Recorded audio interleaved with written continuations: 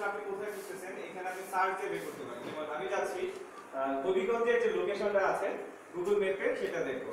তো সেই ক্ষেত্রে আমি এখানে লিখি হবিগঞ্জ, এই যে BI, এই যে দেখেন হবিগঞ্জ সিলেট ডিভিশন, কোনটা খুলবো ম্যাপ কোনটা খুলবো, সদর উপজেলা।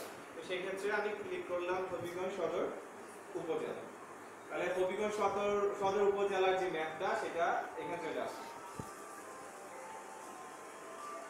আমি হবিগঞ্জে আবার ক্লিক করি, তাহলে হবিগঞ্জের ভিতরে আরো যে লোকেশনগুলো আছে সেগুলো আসছে। যেমন দেখেন এটা আছে গোপায়া,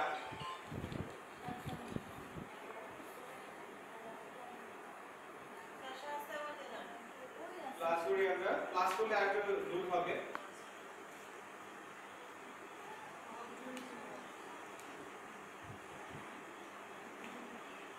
অর্থাৎ যত জুম করবেন তত আপনার লোকেশনগুলো আরো প্রিন্ট হবে।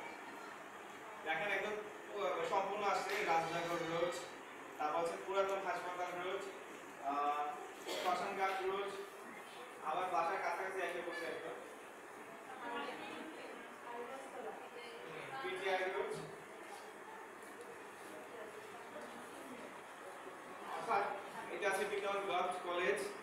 মোটামুটি সবগুলাই ম্যাপ আমাকে দেখাচ্ছে। তাহলে ম্যাপের সুবিধাটা কি, আমি যদি কোনো একটা আননোন জায়গায় যাই তাহলে অন্তত জায়গার নামগুলো তো দেখা আছে। যেমন এটা হচ্ছে কলেজ রোড, হ্যাঁ, কলেজ রোডে এদিকে যেতে যেতে ডান দিকে একটা রাস্তা পড়ে, সেটা হচ্ছে বদরুজ্জামান রোড। আমি মোদর ফার্মেসি যাব, তাহলে মোদর ফার্মেসি দেখেন বদরুজ্জামান এদিকে আসলে এখানে যে ফার্মেসির দোকান আছে সেটা হচ্ছে মোদর ফার্মেসি। এইভাবে আমরা খুঁজে খুঁজে বের করতে পারবো। তাহলে এখানে এটা হচ্ছে মোদর ফার্মেসির দোকান, সবাই তো চিনি মোটামুটি। আর এটা হচ্ছে সদরঘাট জামে মসজিদ। আপনি এখানে সার্চ দিয়েও পাইতে পারেন যে সদরঘাট জামে মসজিদ লোকেশনটা কোথায় আছে। তো এইভাবে আপনি লোকেশনগুলো ক্রিয়েট করতে পারেন। আরেকটা অপশন আছে এখানে আর্ট। আর্টে যদি ক্লিক করেন আপনাকে এটা তো জাস্ট একটা পিকচার দেখাচ্ছে মানচিত্র, আর যদি আর্টে ক্লিক করেন তাহলে কি হবে, আপনার পিকচার সহকারে দেখাবে। আমাদের নেট স্পিড তো অনেক কম, যার বিধায় একটু দুর্বল হবে একটু বেশি এই ক্ষেত্রে।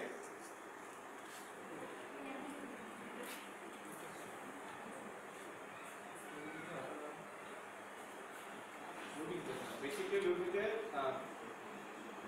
যেমন এটা হচ্ছে বদরুজ্জামান খান রোড, এখানে কিছু গাছপালা আছে না এরকম।